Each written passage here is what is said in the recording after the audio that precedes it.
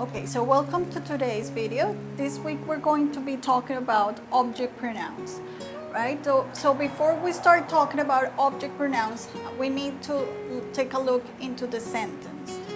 So in a sentence we have a subject, a verb, and an object or complement. Here you can have a direct object or an indirect object. The direct object is going to answer to the question like what. So I want. What do I want? I want the cardigan in this case. So this is the object. And we are very familiar with the subject pronouns like I, you, he, she, it, we, they, right?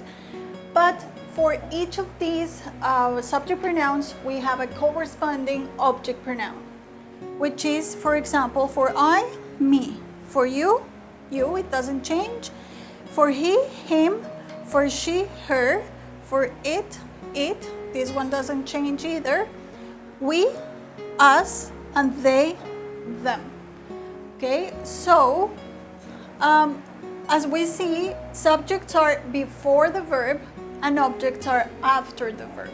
So if we want to replace the noun, the cardigan, because that's what pronouns do, they replace nouns, we would have I want it. I want the cardigan, I want it. So we have subject before and in this case the object pronoun after the verb, right?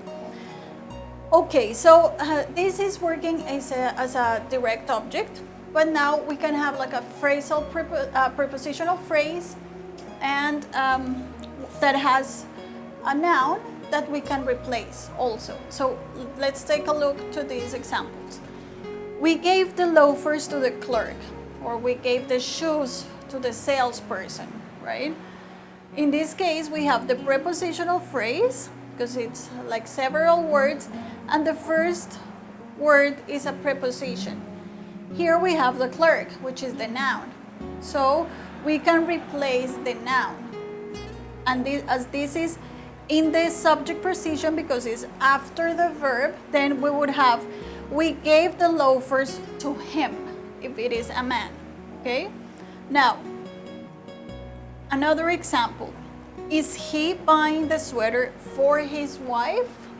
So we have a prepositional phrase that is starting with the preposition for, okay? For his wife. We have the noun his wife, which is the one that we can replace.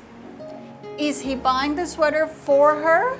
Because it's a woman, so we replace it with her. Now, we can have in the sentence a prepositional phrase and the direct object. As in this case, we gave the V-neck sweater, the V-neck t-shirt, whatever, we gave the V-neck to the clerk. Now, first we have here the direct object, and here we have the prepositional phrase. Now, if I replace the prepositional phrase, then I would have, we gave the V-neck to him. So I replaced it. Now, I can also replace the direct object. So I can say, we gave it to him. So, as you can see, this is like pronouns work. And we use them not to repeat the words so much. So we're not saying all the time, the clerk, the clerk, the clerk. So I can use him, to him. So this is the use of pronouns, to replace the noun, not to avoid repetition. And this is how we do it in these cases.